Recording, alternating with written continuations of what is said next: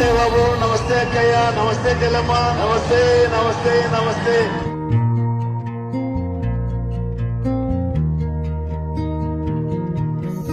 పాలకుడు అంటే ఎలా ఉండాలో ప్రజాస్వామ్య దేశంలో చేసి చూపించారు డాక్టర్ వైఎస్ రాజశేఖర రెడ్డి గారు. ప్రతి ఒక్క పేద విద్యార్థి గుండె చప్పుడు దివంగత డాక్టర్ వైఎస్ రాజశేఖర రెడ్డి గారు అనేది ధైర్యంగా చెప్పగలుగుతున్నాను.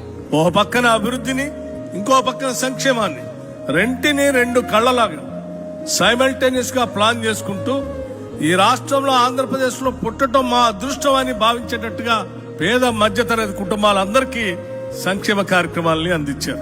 నేను చెప్తా ఉన్నా మీ ముందు ఆయన ఆరోగ్యశ్రీ అని ఒక పథకం తెచ్చిండు. ది బెస్ట్ స్కీమ్ అది. చరిత్ర ఉంది, చరిత్ర. ఇప్పుడు రాజశేఖర రెడ్డి గారు ఓ చరిత్ర ఉంది.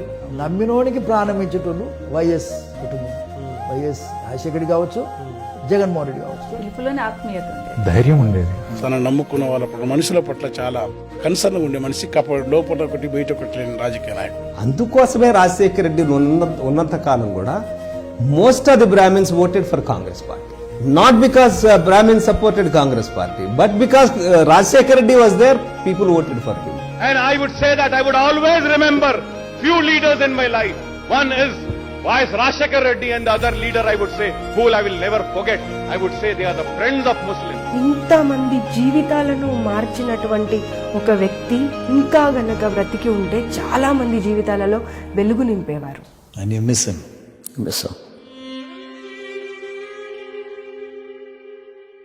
రాజకీయాలలో వచ్చినప్పుడు నానప్పుడు ఒక మాట అంటూ ఉండేవాడు, ఎన్నాళ్ళు బతికామన్నది కాదు ముఖ్యం, బ్రతికినంత కాలం మనం ఎలా బతికామన్నదే ముఖ్యము అని. ఆ మహానేత, ఆ దివంగత నేత, ఆ ప్రియతమ నాయకుడు రాజశేఖర రెడ్డి గారు చనిపోయిన తర్వాత కూడా ఏ రకంగా ప్రతి మనిషి హృదయంలో బతికే ఉన్నాడు, ప్రతి గుండె చప్పుడులో ఏ రకంగా బతికే ఉన్నాడు, అంతకన్నా గొప్ప పరిపాలన ఇచ్చేందుకు నేనున్నాను అని మీ అందరికీ కూడా ఖచ్చితంగా భరోసా ఇస్తూ చెప్తా ఉన్నా. నువ్వే కదా, నువ్వే కదా సితార నా కలకి, నాన్న నువ్వు నా ప్రాణం మనిన సరిపోదట మాట, నాన్న నీకై ప్రాణం ఇవ్వన ఇదిగో ఇది నా మాట, నిజాన్నిలా అనేదిలా ఇవాళ నీ ఎదుట.